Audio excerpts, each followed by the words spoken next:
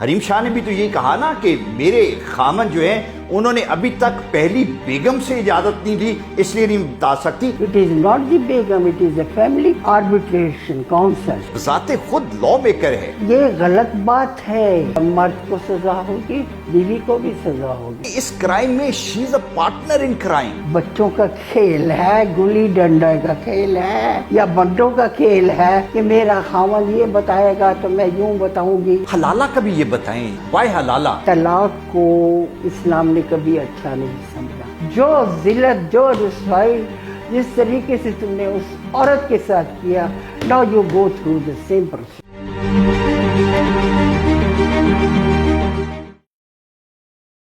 حریم شاہ کی شادی کی ریومر سے بے شمار سوالات نے جنم لیا، اور خاص طور پہ وہ لوگ جو فیملی لاز کو سمجھتے ہیں ان کے لیے یہ بہت امپورٹنٹ ہے کہ کیا دوسری شادی پہلی بیوی یا پہلی بیگمات کی اجازت کے بغیر ہو سکتی ہے۔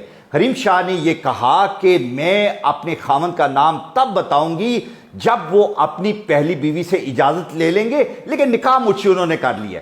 کیا نکاح پہلی بیوی کی اجازت کے بغیر ہو سکتا ہے؟ یہ امپورٹنٹ ایشو ہے جس کو ہم ڈیٹیل میں ڈسکس کرنا چاہ رہے ہیں، اور میرے ساتھ پاکستان کی نامور جورسٹ، لاہور ہائی کورٹ کی ریٹائرڈ آنریبل جج جسٹس ریٹائرڈ فخر النساء کھوکھر صاحبہ ہیں۔ Thank you very much madam for your time. میں یہ جاننا چاہ رہا ہوں کہ شادیاں دو طرح کی ہیں، ریگولر اور ارریگولر میرجز، یہ دونوں کی دونوں پیرلل ایگزسٹ کرتی ہیں۔ تھوڑا سا ہمیں ایلیبوریٹ کر کے بتائیں کہ یہ ریگولر میرجز کیا ہیں اور ارریگولر میرجز کیا ہیں؟ دیکھیے الماس صاحب، میرج کا جو کانسیپٹ، براڈر کانسیپٹ ہے وہ یہ ہے کہ میرج ایک کانٹریکٹ ہے، ایک سیول کانٹریکٹ ہے بٹوین ٹو سوئی جورس پرسنس۔ ٹھیک ہے، ایک طرف سے پرپوزل ہے، ایک طرف سے ایکسیپٹنس ہے، اور اس کی کنسیڈریشن ہے حق المہر۔ ٹھیک ہو گیا۔ اب جس میرج میں وہ میرج صحیح طریقے سے رجسٹر ہو رہی ہے، وٹنسز موجود ہیں اور کنسنٹ آف دی پارٹیز وہاں ہے، تو وہ ایک ویلڈ میرج ہے، ٹھیک، ویلڈ میرج ہے۔ لیکن بعض اوقات کچھ ایسی شادیاں بھی ہیں جو ویلڈ نہیں ہوتی ہیں، وہ سمجھیے ارریگولر میرجز ہوتی ہیں۔ اب کوشچن یہ ہے کہ ویلڈ سے مراد یہ ہے کہ ملکی قوانین اس کو ویلڈ نہیں ڈکلیئر کرتے۔ ملکی قوانین جو ہے have nothing to do with the validity of the marriage۔ وہ ایون کہ فیملی کوڈ جو ہے نا، وہ بھی ویلیڈیٹی آف میرج کو وہاں کوشچن نہیں کیا جا سکتا۔ اچھا ٹھیک ہے، کوشچن صرف یہ ہے، دیکھنا یہ ہے کہ جو شادی ایگزسٹ ہو رہی ہے کیا وہ مروجہ قانون کے مطابق ہو رہی ہے۔ اوکے، اب مسلم فیملی لاز میں، بلکہ مسلم فیملی لاز آرڈیننس 1961 ہے اور اس کے رولز ہیں۔ اب یہ جو رولز ہیں کہ اگر آپ نے سیکنڈ میرج کرنی ہے تو آپ کو اپلیکیشن دینی ہوگی، کدھر دینی ہوگی؟ Arbitration council. اچھا، آج تک ہم یہ سمجھتے رہے ہیں کہ پہلی بیگم یا بیگمات سے اجازت لینا پڑتی ہے۔ حریم شاہ نے بھی تو یہی کہا نا کہ میرے خامن جو ہیں انہوں نے ابھی تک پہلی بیگم سے اجازت نہیں دی، اس لیے نہیں بتا سکتی۔ تو it is not the Begum, it is the arbitration council جہاں سے آپ نے اجازت لینی ہے۔ It is not the Begum, it is the family, is the arbitration council۔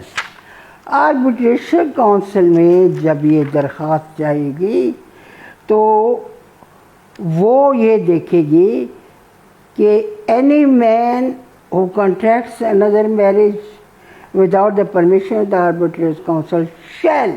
Okay, قانون میں آپ تو جانتے ہیں بڑی اچھی طریقے سے کہ جب شیل کا لفظ ہوتا ہے تو وہاں مینڈیٹری پروویژن آ جاتی ہے۔ اے pay immediately the entire amount of the dower whether prompt or deferred dower۔ ٹھیک ہے، بیوی کو دے گا۔ جو پہلی بیوی ہے ایک سے زیادہ بیوی ہے تو ایک سے زیادہ بیوی ان تمام بیگمات کو وہ ڈاور پے کرے گا. ٹھیک کو ہے بھی پے کرے گا. ٹھیک ہے. اور wives which amount if not so paid shall be recoverable as land revenue. آپ کو پتہ ہے اگر وہ یہ نہیں دیتا تو پھر کیا ہوتا ہے کہ جس طریقے سے آپ بیانہ نہیں دیتے ہیں کسی فصلوں کا، اگلا پکڑ کے آپ کو اندر کر دیتے. اور آج کل کے ٹائم میں تو انکم ٹیکس بھی جو نہیں دیتے اسی طرح سے ریکور کر لیتے ہیں فوراً سے پہلے. 1 منٹ میں وہ ریکور ہو جائے گا.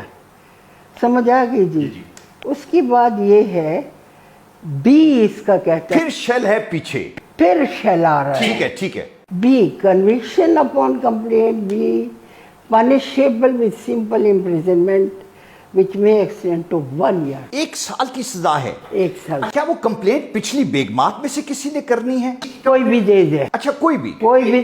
میں آپ اور کوئی بھی کہ اس نے ابھی پچھلی بیگم اور بیگمات سے اجازت نہیں لی اور نئی شادی رچا لی. نیچرلی وہ آدمی دے گا نا جو ریلیٹڈ ہوگا. ٹھیک ہے ٹھیک ہے. اس سے ریلیٹڈ ہوگا، ایگریوڈ ہوگا. لیکن کوشچن صرف اتنا ہے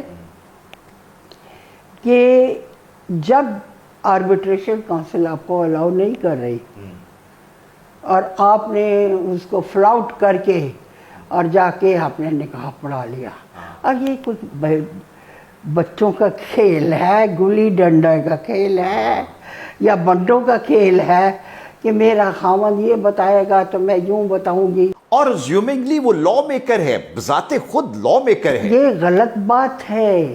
اوکے.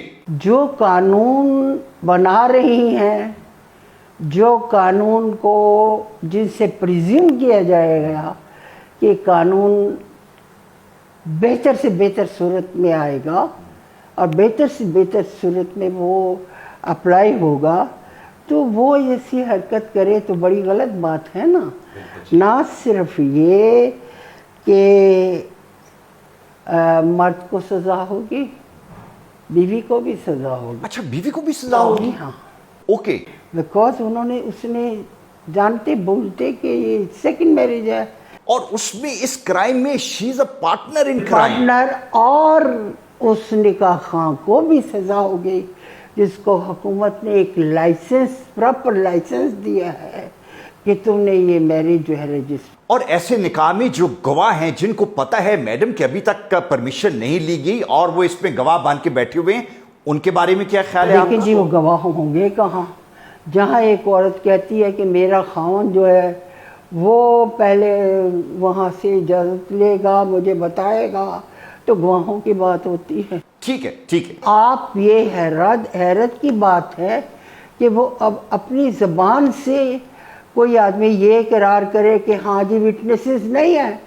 وٹنسز کے بغیر تو میرج سولمنائز ہی نہیں ہو. سولمنائز نہیں ہو سکتی. اچھا یہ تو میڈم ہم نے طے کر لیا کہ یہ دونوں کے لیے سزا ہے اور غیر قانونی کام ہوا. جو باقی ارریگولر میرجز ہیں جو اس کی ڈیفرنٹ کیٹیگریز ہمارے ساتھ، اس کو بھی ایلیبوریٹ کریں. جی میں آپ کو یہ بتاؤں کہ یہ ہے رول ہے 1.5.5.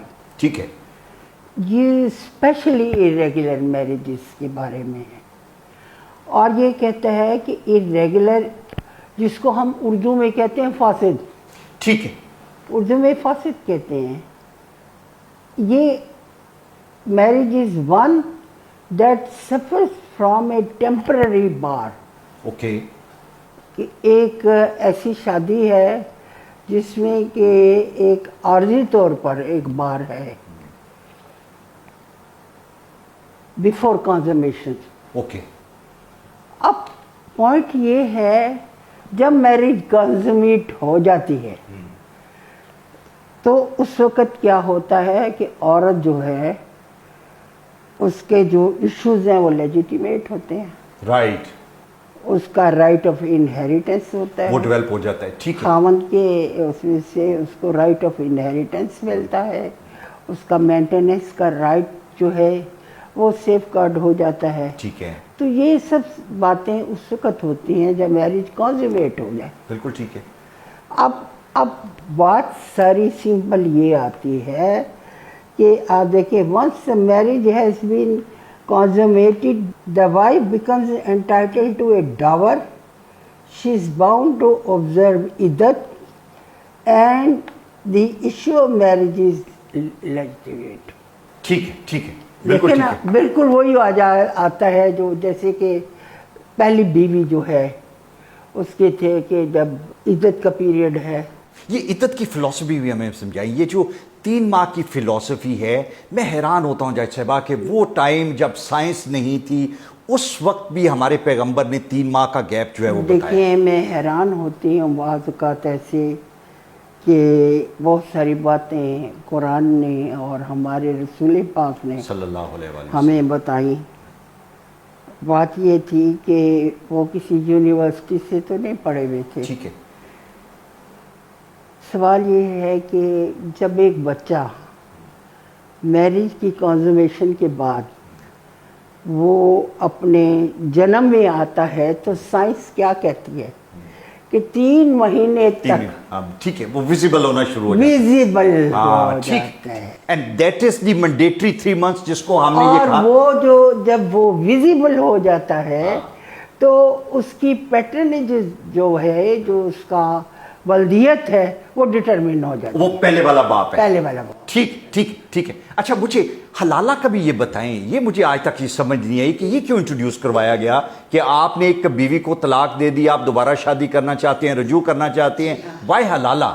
دیکھیں جی طلاق کو اسلام نے کبھی اچھا نہیں سمجھا. طلاق کو نہیں اچھا سمجھا. اور ایک ایسے خاوند کو جو کہتا ہے طلاق کو جس نے مذاق بنا دیا ہے طلاق طلاق طلاق. ہاں جیسے بیوی کوئی پتھر کا ٹکڑا ہے کہ جب تک آپ چاہیں آپ اسے استعمال کریں اس سے خدمت لیں اور جب مرضی ہو اس کو اٹھا کر پھینک دیں. نہیں ایسا نہیں ہے. بالکل ٹھیک ہے.